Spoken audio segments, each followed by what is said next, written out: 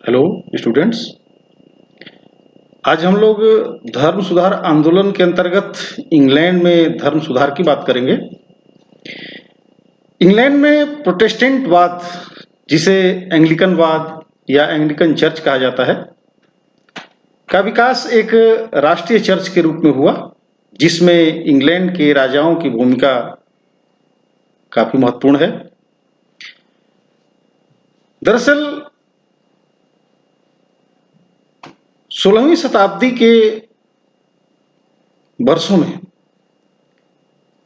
या कहें कि इस समय तक आते आते लगभग संपूर्ण यूरोप में रोमन कैथोलिक चर्च के विरुद्ध प्रतिक्रिया शुरू हो गई थी। मार्टिन लूथर के बारे में हमने देखा किस तरह से मार्टिन लूथर ने जर्मनी में विरोध किया इस धर्म का और किस तरह से आगे संघर्ष हुआ। इंग्लैंड में इसकी प्रक्रिया थोड़ी अलग थी। वैसे इंग्लैंड में ये प्रक्रिया काफी लंबे समय से चली आ रही थी। इंग्लैंड में चर्च के विरुद्ध या पोप के विरुद्ध जो लोगों के मन में प्रतिक्रिया थी, वो बहुत पहले से दिखाई दे रही थी। इंग्लैंड के राजा भी बहुत समय पहले से ये चाह रहे थे कि इंग्लैंड में पोप का प्रभाव किसी भी तरीके से कम हो जाए।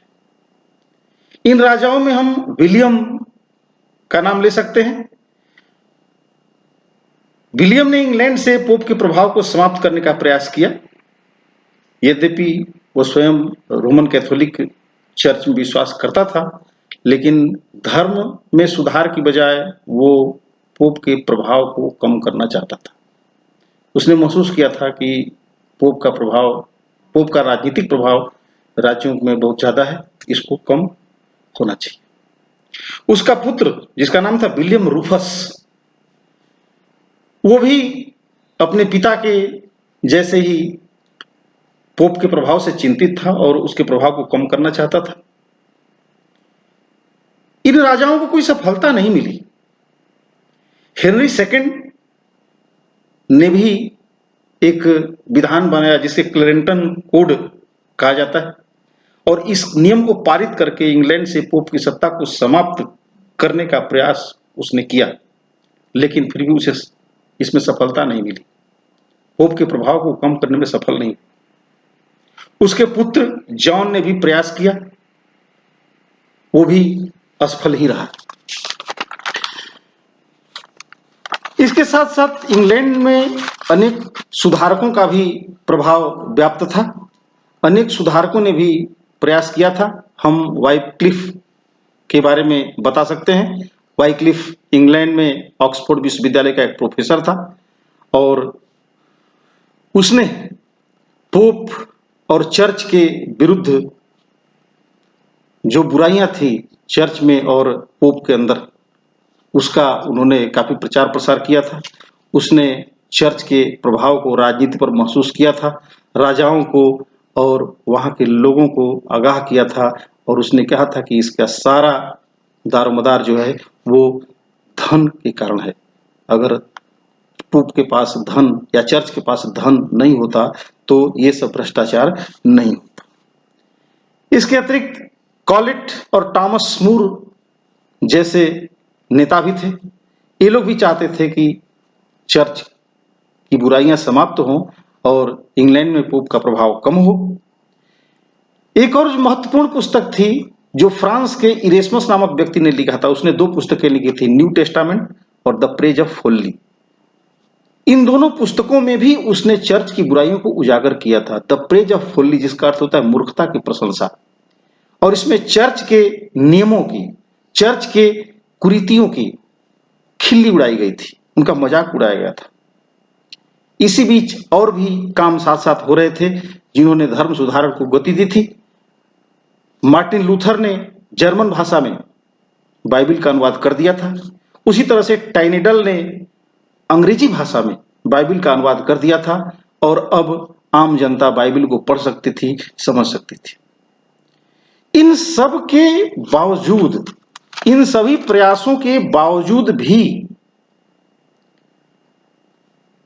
राजा हेनरी अष्टम के शासनकाल तक कैथोलिक धर्म के स्थान पर इंग्लैंड में किसी नए धर्म की स्थापना नहीं हो पाई थी। सच पूछा जाए तो इंग्लैंड में धर्म सुधार आंदोलन राजा के व्यक्तिगत कारणों से सामने आया। इंग्लैंड में धर्म सुधार के विभिन्न चरण से मतलब हुआ, विभिन्न राजाओं के काल में अलग अलग कार्य हुए, लेकिन शुरुआत जो हुई थी वो हेनरी अष्टम ने किया था।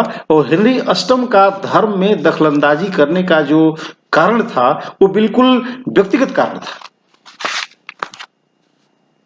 दरअसल अब ये समझें कि हेनरी अष्टम के कौन से वो व्यक्तिगत कारण थे कि वो धर्म में सुधार करना चाहता था। दरअसल उसकी नीयत धर्म में सुधार करने की नहीं थी, जैसा हमने पहले बताया। उसका मुख्य उद्देश्य यह नहीं था। प्रारंभ में वो पोप का समर्थक था, रोमन कैथोलिक धर्म में उसकी पूरी आस्था थी, लेकिन इसी बीच कुछ व्यक्तिगत कारण पैदा हुआ, और वो व्यक्तिगत कारण था उसकी पत्नी से उसके तलाक का मामला। उसकी पत्नी जिसका नाम था कैथरीन, उसको वो तलाक देना चाहता था। अब इसमें पेच ये फंस रहा था कि कैथरीन जो थी उस समय के पवित्र रोमन सम्राट चार्ल्स पंचम की बहन थी। अब चार्ल्स पंचम जो पवित्र रोमन सम्राट है उसमें और पोप में धार्मिक मामलों में बहुत तालमेल थी, और चार्ल्स पंचम ने पोप पर दबाव डाला कि वो हेनरी अष्टम को इस तलाक की अनुमति न दे। जैसा आप जानते हैं बिना चर्च की अनुमति के यूरोप में कोई तलाक नहीं होता।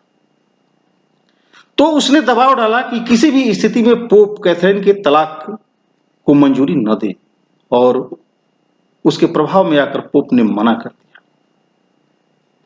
नतीजा हुआ कि हेनरी और पोप में मतभेद हो गया, और इस मतभेद से जो नाराजगी हुई वही नाराजगी इंग्लैंड में धर्म सुधार आंदोलन की शुरुआत थी। हेनरी अष्टम ने पोप से अपना संबंध विच्छेद कर लिया। उसके रोमन कैथोलिक चर्च के सभी मठों को बंद कर दिया। उन मठों के पास जो प्रॉपर्टी थी उन सभी प्रॉपर्टी को, संपत्ति को उसने जब्त कर लिया। तलाक तो उसने दे ही दिया, और तलाक देने के बाद एक दासी जिसका नाम एन बोलेन था उससे उसने शादी कर लिया। पोप कुछ नहीं कर पाया क्योंकि इसने पोप से संबंध ही विच्छेद कर लिया था, और इंग्लैंड के लिए एक नए विधान की बात भी उसने कर दी थी, नया विधान बना दिया था। अब यहां पर यह बात उठती है कि लूथर और हेनरी अष्टम, इन दोनों में अंतर क्या था। दरअसल लूथर का उद्देश्य था चर्च की बुराइयों को समाप्त करना, उनकी कुरीतियों को दूर करना, लेकिन हेनरी अष्टम का उद्देश्य था इंग्लैंड में पोप के प्रभाव को समाप्त करना। लूथर का आंदोलन का स्वरूप धार्मिक था, और हेनरी अष्टम ने जो काम शुरू किया था उसका उद्देश्य राजनीतिक था। इस तरह से हेनरी अष्टम ने इंग्लैंड में प्रोटेस्टेंटवादी विचारधारा की शुरुआत कर दी थी, चर्च से संबंध विच्छेद कर लिया था। बात आगे बढ़ी, 1547 में उसकी मृत्यु हो गई। 1547 में उसकी मृत्यु के बाद उसका पुत्र जो अल्पवयस्क था, जिसका नाम था एडवर्ड सस्टम, वो राजा बना। इस अल्पवयस्कता के समय में 1547 से 1549 तक उसका मामा, जिसको ड्यूक ऑफ समरसेट कहा जाता है, वो शासन का कार्य देखता था। ड्यूक ऑफ समरसेट प्रोटेस्टेंट समर्थक था, किंतु उसने धार्मिक स्वतंत्रता की नीति का पालन किया। धर्म में ज्यादा कठोर विचारधारा लाने का उसने प्रयास नहीं किया। उसने कुछ नरम रुख अख्तियार करते हुए हेनरी के द्वारा पारित कुछ कानूनों को समाप्त कर दिया, लेकिन प्रोटेस्टेंट होने के नाते उसने कैथोलिकों के जो प्रार्थना भवन थे उनको नष्ट करवा दिया। उसने एक नई प्रार्थना की पुस्तक तैयार कराई जो परंपरागत लैटिन भाषा में नहीं थी बल्कि अंग्रेजी भाषा में लिखी गई थी, और इंग्लैंड के प्रत्येक पादरी के लिए यह अनिवार्य कर दिया गया कि वह इस पुस्तक को अनिवार्य रूप से मानेगा। इसके प्रति आस्था प्रकट करेगा। 1549 में ड्यूक ऑफ नॉर्थम्बरलैंड एडवर्ड सस्टम का संरक्षक बन गया। यह भी प्रोटेस्टेंट ही था, प्रोटेस्टेंटवाद का समर्थक था। इसने 1552 में एक नई प्रार्थना की पुस्तक निकाली। इसमें प्रोटेस्टेंटवाद के अधिकांश सिद्धांतों को शामिल कर दिया गया था और आगे बढ़ते हुए प्रोटेस्टेंटवाद की तरफ और एक कदम बढ़ाते हुए उसने 42 धाराओं वाला एक कानून बनाया जो पूर्णतः प्रोटेस्टेंट धर्म के पक्ष में था। इस तरह से इंग्लैंड में प्रोटेस्टेंटवाद और मजबूत हुआ। इसके बाद समय आता है मेरी ट्यूडर का। इंग्लैंड में 1553 में एडवर्ड सस्टम की मृत्यु हुई और उसके स्थान पर मेरी ट्यूडर इंग्लैंड की शासिका बनी। अब इसके व्यक्तिगत बैकग्राउंड को जानना बहुत जरूरी है। ये मेरी ट्यूडर हेनरी अष्टम की पत्नी कैथरीन की पुत्री थी। वही कैथरीन जो चार्ल्स पंचम की बहन थी, जिसके तलाक को पोप ने अमान्य कर दिया था। चूंकि मां कट्टर कैथोलिक थी और इसमें कैथोलिक विचारधारा कूट कूट कर भरी हुई थी, इसलिए गद्दी पर आसीन होते ही इसने पोप की सत्ता को इंग्लैंड में पुनर्स्थापित करने का प्रयास किया। जो कुछ काम हुआ था एडवर्ड सस्टम के समय में, उसको इसने सब कुछ समाप्त कर दिया। उस समय एडवर्ड सस्टम के समय में पारित सारे नियमों को उसने समाप्त कर दिया। और इतना ही नहीं, प्रोटेस्टेंट लोगों पर इसने भारी अत्याचार किया, उन्हें अपना धर्म छोड़ने के लिए मजबूर किया। प्रोटेस्टेंट के जो बड़े बड़े नेता थे, क्रेमनर, रिडले, लेटिमर, इन सबको जिंदा जला दिया गया। काफी खून खराबा हुआ इस धार्मिक मामले में और इसलिए इसका नाम इंग्लैंड में ब्लडी मेरी के रूप में लिया जाने लगा, खूनी मेरी। और उसके बाद इसकी मृत्यु के बाद जो शासिका बनी 1558 में, एलिजाबेथ। अब फिर एलिजाबेथ का जो व्यक्तिगत बैकग्राउंड है उसने धर्म को प्रभावित किया। एलिजाबेथ हेनरी अष्टम की जो दूसरी पत्नी थी, एन बोलेन, उसकी पुत्री थी। स्वाभाविक था कि इसके अंदर प्रोटेस्टेंटवाद जो था वो अपनी मां की तरफ से या पिता की तरफ से अब मिला था, लेकिन ये इसमें कट्टरता नहीं थी। बुद्धिमान महिला थी, व्यवहार कुशल भी थी, धार्मिक मामलों में बहुत ज्यादा रुचि नहीं लेती थी, लेकिन पोप से इसका विरोध था और उसके कारण भी व्यक्तिगत ही थे।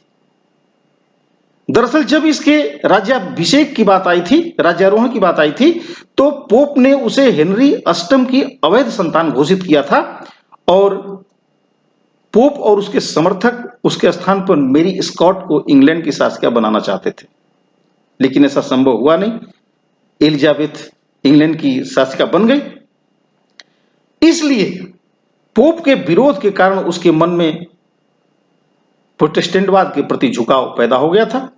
फिर भी उसने धार्मिक कट्टरता का परिचय नहीं दिया, उसने मध्यम मार्ग अपनाया। रोमन कैथोलिक और प्रोटेस्टेंट के बीच का मार्ग उसने अपनाते हुए सर्वोच्चता का एक नियम पारित किया और उस नियम के तहत इंग्लैंड से पोप के प्रभाव को तो उसने समाप्त कर दिया और स्वयं यानी एलिजाबेथ ने स्वयं को चर्च की सर्वोच्च अधिकारी घोषित किया। फिर भी उसने कोशिश किया कि कैथोलिकों की भावना को ठेस न पहुंचे और इसलिए उसने अपने आप को चर्च के प्रधान के स्थान पर चर्च की शासिका की उपाधि धारण की। एडवर्ड षष्ठम के समय जो नियम बने हुए थे, द्वितीय प्रार्थना की पुस्तक तैयार की गई थी, उसमें कैथोलिकों के लिए कुछ बहुत चुभने वाले धाराएं थी, चुभने वाले नियम थे, उन नियमों को उसने हटा करके धर्म को कुछ उदार बनाने का प्रयास किया। उसने रविवार को प्रत्येक चर्च में, प्रत्येक व्यक्ति को रविवार को चर्च में जाना अनिवार्य कर दिया, और यदि जो नहीं जाएगा उसको 1 शिलिंग का अर्थदंड देना होगा। तो इस तरह से इंग्लैंड में धर्म सुधार आंदोलन हेनरी अष्टम, एडवर्ड सर्स्ट, मेरी ट्यूडर से होते हुए एलिजाबेथ तक पहुंचा, और वहां जाके उसका रूप स्पष्ट हुआ। एलिजाबेथ ने प्रोटेस्टेंट और कैथोलिकों के बीच का मार्ग अपनाते हुए, यानी मध्यम मार्ग का अनुसरण करते हुए इंग्लैंड में शांति स्थापना करने का प्रयास किया। मेरी ट्यूडर के काल में जो खून खराबा हुआ था, वो उस खून खराबा को कम करना चाहती थी, उसके प्रभाव को कम करना चाहती थी, लोगों में जो धर्म का आतंक था उसको कम करना चाहती थी। उसने मध्यम मार्ग अपनाया, और मध्यम मार्ग को अपनाते हुए ऐसी अनेक धाराएं जो कट्टर कैथोलिकों के लिए थी या कैथोलिकों के लिए ज्यादा कठोर थी, उनको उसने कम किया, और कैथोलिकों और प्रोटेस्टेंटों के बीच का रास्ता उसने अपनाते हुए शांति स्थापना की बात कही। एलिजाबेथ द्वारा स्थापित धार्मिक समझौते का सिद्धांत जो था वही एंग्लिकन चर्च का आधार बना, और उसने चर्च का जो रूप दिया, चर्च को जो उसने रूप दिया वही एंग्लिकन चर्च कहलाया, और यह प्रोटेस्टेंट चर्च और कैथोलिक चर्च के विचारधारा का सम्मिश्रण था, और इस तरह से इंग्लैंड में धर्म सुधार आंदोलन संपन्न हुआ। धन्यवाद।